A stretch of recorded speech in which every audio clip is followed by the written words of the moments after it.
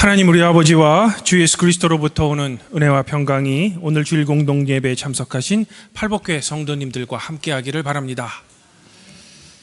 성도 여러분, 오늘 말씀에서 예수님께서는 이제 갈릴리 맞은편 거라사인의 땅으로 들어가십니다. 그런데 이곳에 막 도착하신 예수님께서는 이 도시의 사람으로서 귀신 들린 한 사람을 만나신 겁니다. 그러자 이 귀신은 예수님을 즉시 알아봅니다. 그래서 지극히 높으신 하나님의 아들 예수여, 당신이 나와 무슨 상관이 있습니까? 나를 괴롭게 하지 마옵소서라고 예수님께 요청을 하는 겁니다. 왜냐하면 예수님께서는 이미 이 귀신에게 그 사람으로부터 나올 것을 명령하셨기 때문입니다.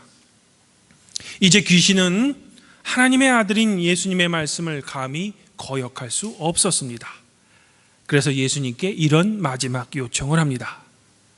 즉, 자신들을 지옥으로 들어가게 하지 마시고 마침 그곳에 있던 돼지떼 속으로 들어갈 것을 예수님께 요청하는 겁니다.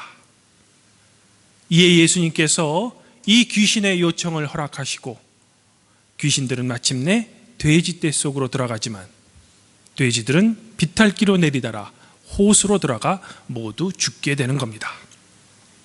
그리하여 결론적으로 예수님께서는 이 귀신 들린 불쌍한 한 사람의 영혼을 구원해 주신 겁니다.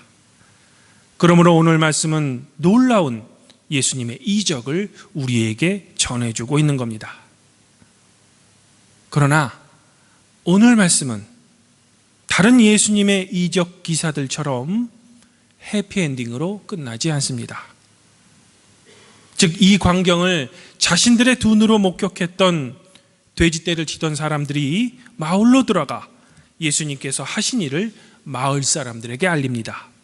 그리고 마침내 마을 사람들은 예수님께 자신들로부터 떠날 것을 요청했다는 겁니다. 보통 복음서에 나타난 예수님의 이적에 대해서 사람들의 반응은 대체로 호의적입니다. 그래서 예수님께 나와 자신의 병 또한 고쳐주기를 원하는 사람들도 있었으며 심지어는 예수님을 자신들의 왕으로 모시고자 했던 적도 있습니다. 그런데 오늘 말씀에 등장하는 마을 사람들은 예수님에게 자신들로부터 떠나가 줄 것을 요청한 것입니다. 그러면서 성경은 그 이유를 그들이 예수님을 두려워했기 때문이라고 우리에게 전해줍니다. 성도 여러분, 저는 여기서 한 가지 이런 의문점이 듭니다. 즉, 그들은 무엇 때문에 예수님을 두려워했을까? 물론 예수님처럼 초월적인 능력을 행하는 사람을 보게 되면 대부분의 사람들은 두려움을 느끼게 마련입니다. 하지만 우리 사람들의 마음이란 그 능력 많은 사람을 나의 곁에 두기를 바라는 것도 사람들의 마음입니다. 즉, 사람들은 두려움과 동경을 동시에 품는 것입니다. 그러면 마을 사람들은 이런 이유 때문에 예수님에게 떠나갈 것을 요청했던 것일까? 제 생각에는 그렇지 않은 것 같습니다.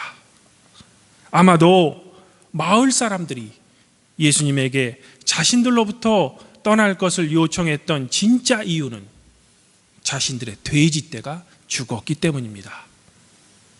즉, 귀신을 쫓는 예수님으로 인해 경제적인 손실을 입은 것입니다. 쉽게 말하면 손해를 본 겁니다.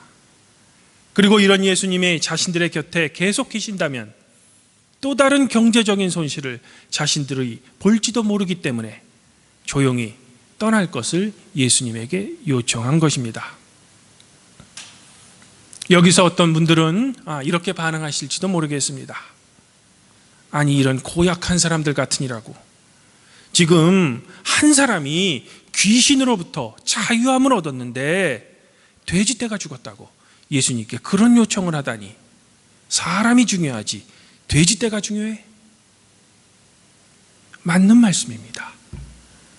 짐승보다는 사람이 더 중요한 것이 우리네 인지상정입니다. 그리고 한 사람의 병을 고치기 위해서라면 비싼 치료비를 마다하지 않는 것도 우리들의 마음입니다. 성도 여러분, 그러나 이러한 반응에는 한 가지 전제가 따릅니다. 즉, 그가 나와 상관이 있는 사람이어야 합니다. 쉽게 설명드리면 가족이나 친지라야 하는 겁니다.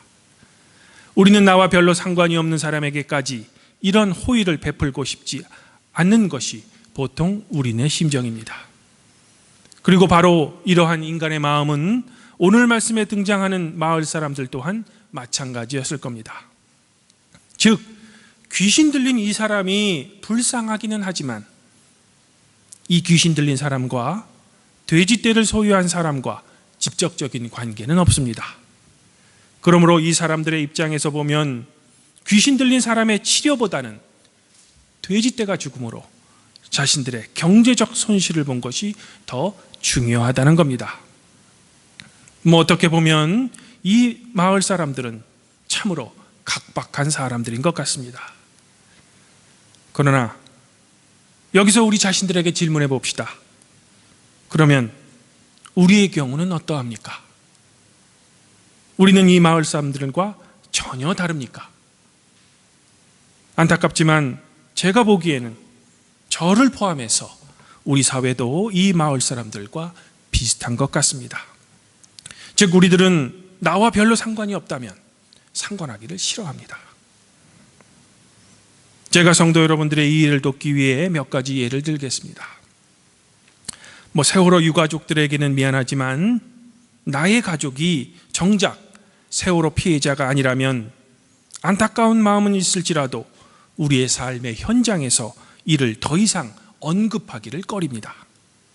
왜냐하면 안 그래도 지금 사회가 이렇게 힘든데 너는 왜 그렇게 부정적인 이야기만 하느냐라는 핀잔을 받기 쉽기 때문입니다.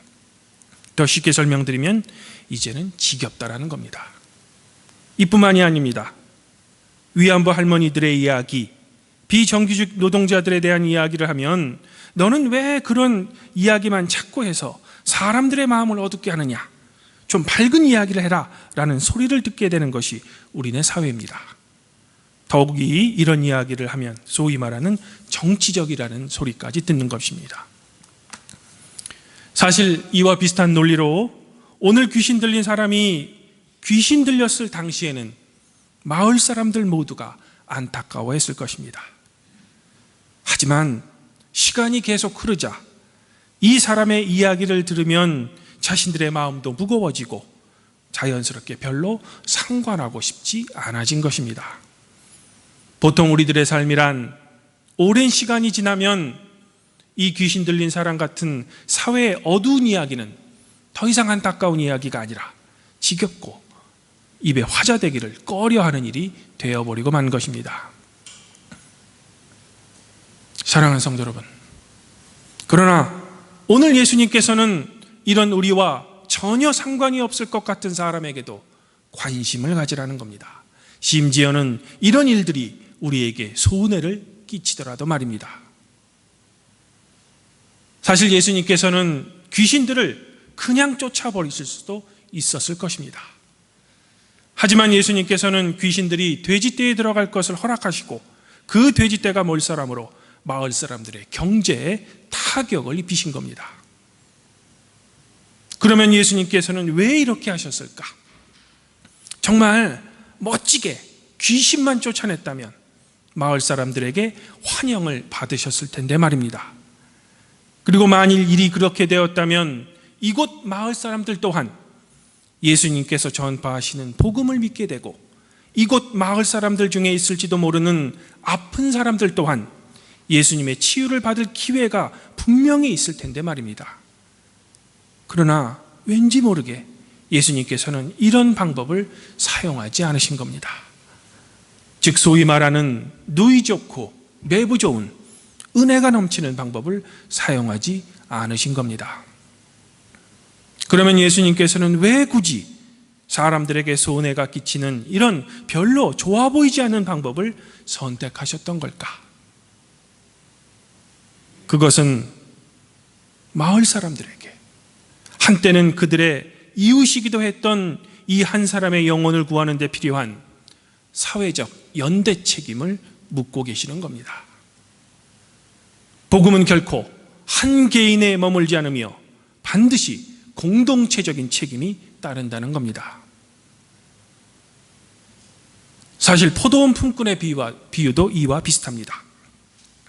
만일 포도원 주인이 품삯을 지불할 때 아침부터 일한 사람들에게 먼저 임금을 지불했다면 그들로부터 괜한 불평을 듣지 않았을 것입니다.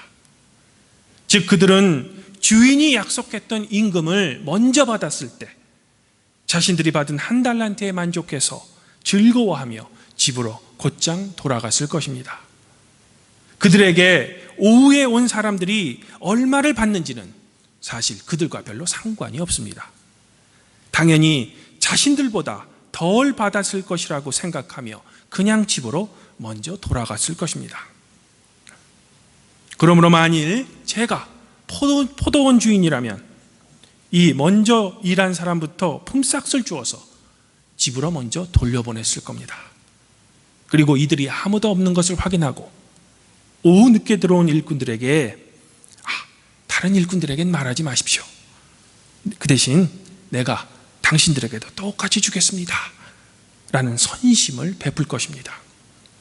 그러면 이들에게 존경도 받고 결론적으로는 아침부터 일한 일꾼으로부터 괜한 불평도 안 듣고 소위 누이 좋고 매부 좋은 모두가 다 은혜가 넘치는 상황이 되었을 것입니다. 그런데 문제는 포도원 주인이 품삯 지급의 순서를 반대로 한 겁니다. 즉 나중 온 자들부터 한 달란트를 지급해 주므로 아침 일찍부터 온 일꾼들의 마음에 나는 좀 더 오래 일했으니 최소한 한 달란트보다는 더 받을 거야 라는 마음을 불러일으킨 겁니다. 어쩌면 주인은 일부러 이들을 자극했던 것입니다. 그러면 포도원 주인은 왜 품삯을 이런 순서로 지급해서 아침부터 일한 이 사람들의 마음을 불편하게 했던 걸까? 이것 또한 이들에게 사회적 연대 책임을 묻고 있는 겁니다.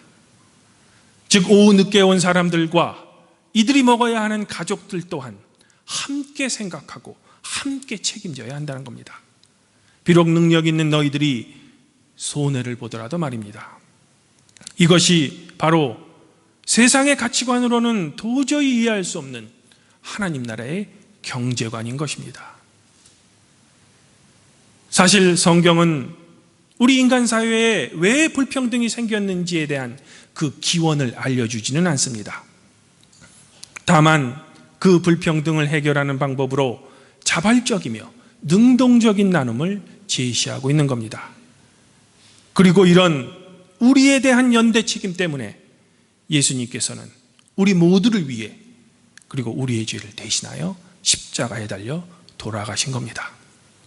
즉 예수님 스스로 우리를 위한 연대 책임을 홀로 짊어지시고 십자가에 돌아가신 겁니다.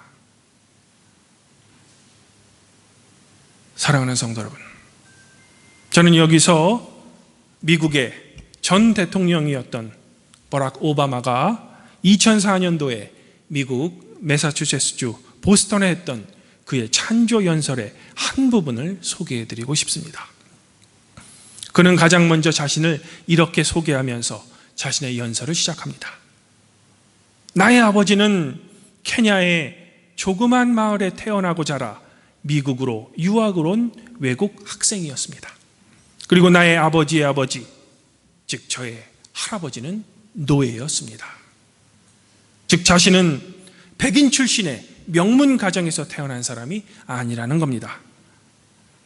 그러면서 버락 오바마는 공장 노동자들과 학비가 없어서 자식을 대학에 보내지 못하는 부모들, 그리고 지금 전당대회에 참여하는 민주당원들과 TV를 통해 이 연설을 듣는 모든 미국인들에게 이렇게 호소합니다. 만일 시카고 남부에 글을 읽지 못하는 소년이 있다면 그 아이가 저의 아이가 아닐지라도 그 사실은 제게 중요합니다. 만일 어딘가에 약값을 지불하지 못하는 노인이 의료비와 월세 중에서 하나를 택해야 한다면 그녀가 저의 할머니가 아닐지라도 저의 삶마저 가난하게 됩니다. 만일 어떤 아랍계 미국인이 정당한 법적 절차 없이 체포당했다면 그것은 저희의 시민권에 대한 침해입니다. 저는 다음과 같은 근본적인 믿음이 있습니다. 저는 저의 형제를 지키는 자입니다. 저는 저의 자매를 지키는 자입니다. 우리 개개인은 비록 각자의 꿈을 꾸지만 궁극적으로는 우리 모두는 한 가족이라는 믿음입니다. 성도 여러분, 사실 버락 오바마가 자신의 연설문에서 말한 저는 제 형제를 지키는 자입니다 라는 이 말은 창세기 4장 9절과 깊은 관련이 있습니다. 저의 말이 무슨 말인가 하면 형인 가인이 동생인 아벨을 죽였을 때 하나님께서는 가인에게 너의 동생 아벨이 어디 있느냐라고 묻습니다. 이때 가인은 하나님께 제가 제 동생을 지키는 자입니까? 라고 오히려 하나님께 화를 냅니다. 즉 당신이 묻는 나의 동생과 내가 무슨 상관이 있습니까? 라고 묻는 겁니다. 우린 창세기에서 이 대목을 읽을 때면 가인을 향해 욕을 할 겁니다. 왜냐하면 가인은 성경에서 인류 최초의 살인자이며 그것도 동생을 살해한 자이기 때문입니다. 그러나 과연 우리는 가인의 이 대답으로부터 자유로울 수 있을까? 분명 우리는 가인과 같은 살인자는 아닙니다. 그럼에도 불구하고 우리는 언제나 우리 자신만을 생각하는 이기적인 존재입니다. 심지어는 가장 가까운 사람도 소위 말하는 엮이는 것조차 부담스러워하는 존재가 바로 우리입니다. 이런 의미에서 우리는 가인의 이 불평, 즉 내가 나의 형제를 지키는 자입니까? 라는 질문에 대해 자유롭지 못합니다.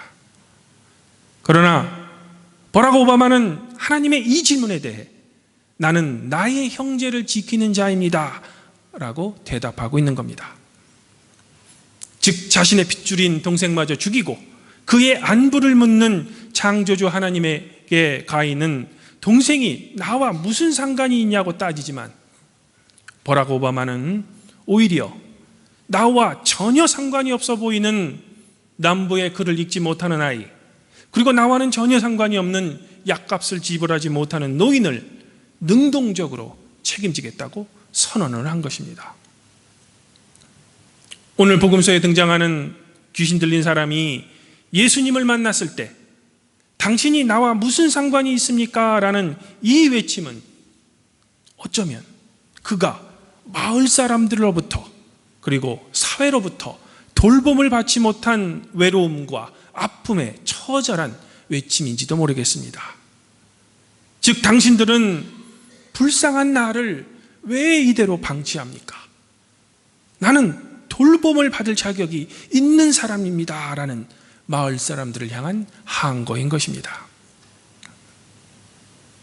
이에 대해 예수님께서는 이 귀신 들린 사람들에게 마을 사람들이 비록 너를 외면하고 차별할지라도 나 예수는 너와 같은 사람을 지키는 자라는 겁니다. 이런 이유로 예수님께서는 우리들에게 너희가 너희를 사랑하는 자를 사랑하면 무슨 상이 있습니까? 너희가 너희 형제에게만 무난하면 남보다 더하는 것이 무엇입니까?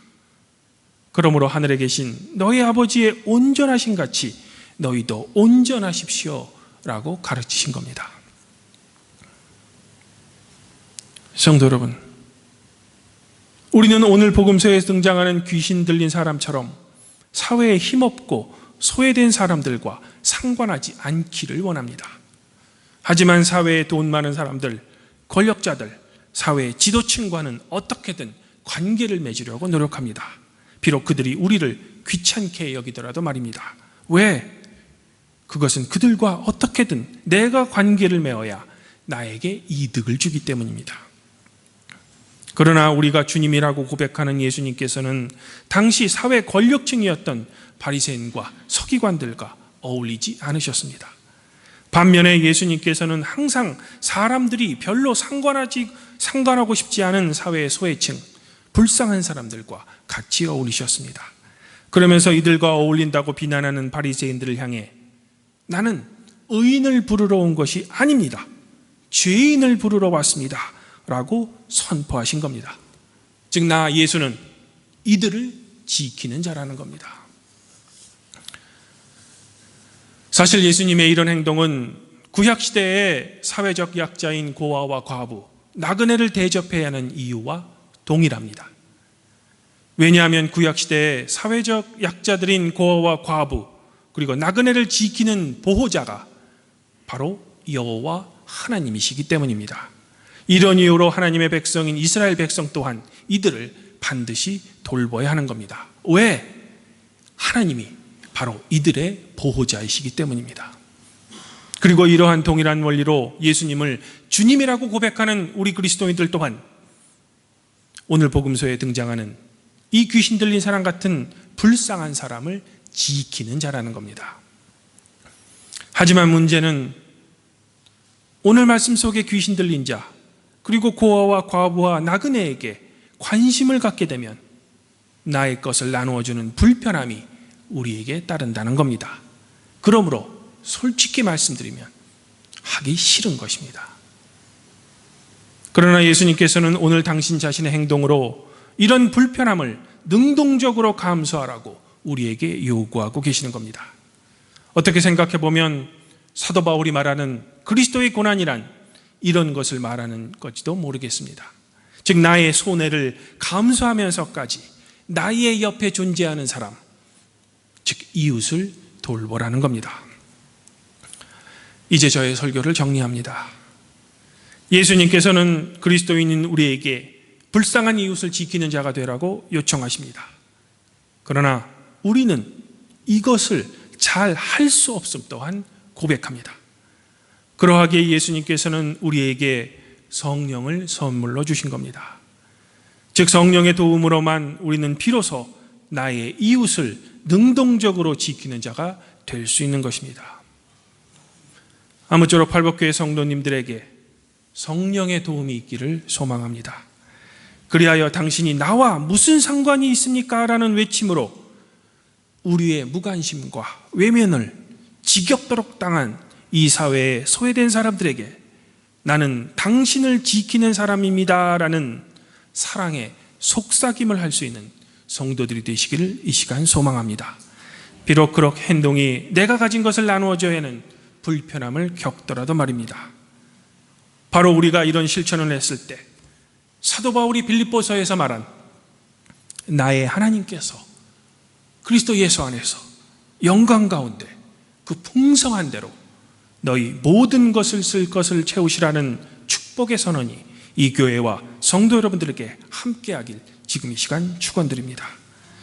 그리하면 모든 지각에 뛰어나신 하나님의 평강이 그리스도 예수 안에서 성도 여러분들의 마음과 생각을 지키실 것입니다. 봉헌 영과 함께합니다.